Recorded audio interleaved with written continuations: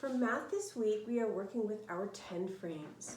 10 frames are a great way for the kids to develop number sense, where they start to understand the value of numbers as well as where numbers are in relation to each other.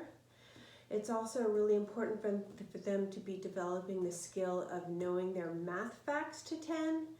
I have a bunch of activities to show you that you will be doing with your paras and me this week, and that you can try for homework with your students as well, okay?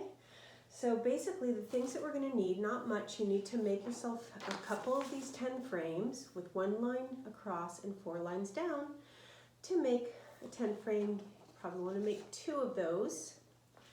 You're gonna be using your glass blobs as counters this week. We're gonna be using our cards and dice a lot. And there's always a paper and pencil component to each lesson, so you're gonna want plenty of paper.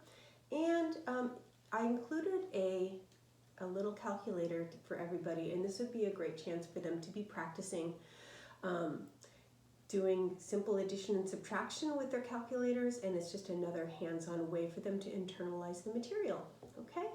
So let's just start from the beginning. So one easy thing that you can do is make one of the kids the teacher and have them roll 1 dice. And I got 6, so everybody is going to be putting 6 glass blobs on your 10 frame. 1, 2, 3, 4, 5, 6. And then you're going to have the problem 6 plus what equals 10. So they're going to be writing 6 plus whatever money is left equals 10, and that's 6. So you're looking at 6. How many more are left before they get to 10? And that would be 4. 6 plus 4 equals 10. So they're each going to go around, and they'll each get a chance to roll the dice, and then the people in their group will go ahead and do that. So another way you can do this is using the cards as well for the same kind of format. So one child will pull a card. I got 9 here. So they're going to put 9 on their 10 frame. Excuse me, mister, you need to go. So 9 on their 10 frame, and then how many are left? 1, 2, 3, 4, 5, 6, 7, 8, 9. And then they're going to write that number sentence down. 9 plus how many are left equals 10. 9 plus 1 equals 10. All right, so with cards and dice as random number generators, you can create lots of different activities. Another thing that you can do actually is just work on just starting with 1. 1 plus how many equals 10? So that is the addition portion, okay? So if it was subtraction, they're always going to start by filling in their 10 frames first. So they will fill their 10 frames in with 10, and then they pull their card or roll their dice, and then they take that many away. Okay, so let's see what I get. I got 6 again, so I want to take away from this, the far lower right-hand corner, and go back this way. So 1, 2, 3, 4, 5, 6, 10, minus 6, and how many do I have left over? 10 minus 6 equals 4. They're going to write that number sentence down, okay, for addition and subtraction. So, the next thing that you can do with them is we're talking about combinations to make 10. Another name for this is number bonds. So we can again pull a card, and let's just take the face cards out and the aces. And I just got a bunch of them. Oh my goodness. I got 9. So here's what we do with that. So we're going to start by putting it on the hundreds chart, whatever number you get, and you're going to say 9 plus what is left over, and I have 9 here, and you're going to say 9 plus what is left over equals 10, and then they are going to be making number bonds. So here's how that would look. They'd be writing 10 and the number bonds right there. So this is how they're going to write their number bond. So it's going to be 10 and then the 2 numbers that add up to 10. This is a number bond. 9 and 1 makes 10. It's another way for them to visualize their math facts to 10. So that is this basic number sentence like this.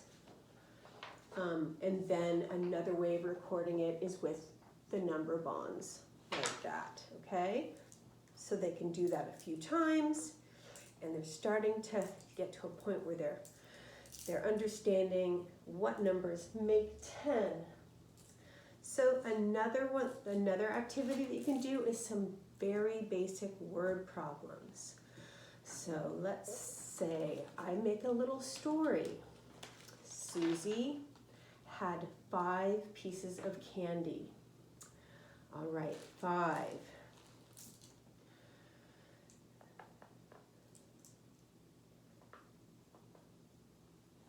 Johnny had 3 pieces of candy. How much candy did they have altogether? 5 plus 3. So word problems, simple word problems, they're ready to start doing that with simple addition to 10 and getting some practical life experience of seeing that these word problems can apply to their 10 frame like this. So that is another activity you can do with them, and it would be fun if you use the kids' names in your group. So Zeke had 3 pieces of candy. Mateo had 4 pieces of candy. Let's put it on our 10 frame and find out how much candy they had all together. You can also do basic subtraction word problems. So-and-so had 10 pieces of candy. Somebody ate 5 pieces of it. How many do they have left? So you're creating it on your 10 frame with the counters, and you are also writing the sentence. So when we start getting into some bigger numbers, we're using 2 10 frames. So at this point, we can use our number generators to make some bigger numbers. So if I had a 5 and a 6, I will make sure that we understand that 5 and 6, and that equals 11. And what they're learning now too is, it's really important, is that double-digit numbers are made up of 10s and 1s.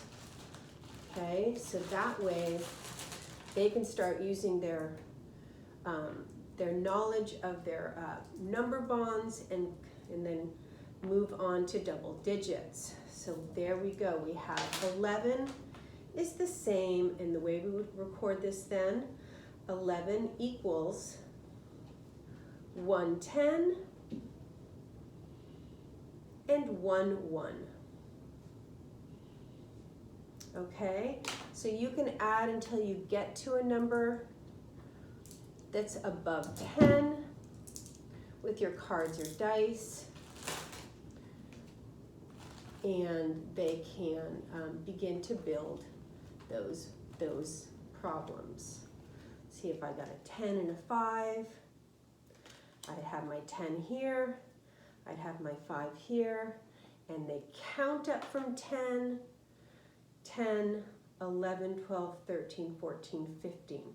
Always counting up from the 10 when you have the double digits. So using the two 10 frames, it's a little bit more advanced, but this is a great way for them to start getting more knowledge and number sense, especially when it starts talking about double digits. So just some other little activities that you can do with them. Go around the group, ask them how old they are. Okay, so-and-so is 8. How many more years until you are 10? Right? So how many more years until you are 10? 2 more years until you are 10 years old. Okay, so we're using our number generators with our cards and dice.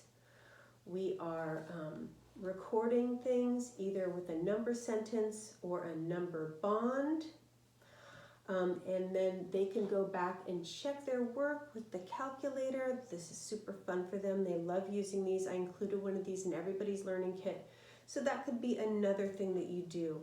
So I've got my 8 plus 2 equals, and there I have 10. Okay, so for this week, make those 10 frames. Have plenty of paper and pencil. You've got your glass blocks as counters. You've got your dice and your cards, and it should be a good week. All right, so good luck everybody, and we will see you next time.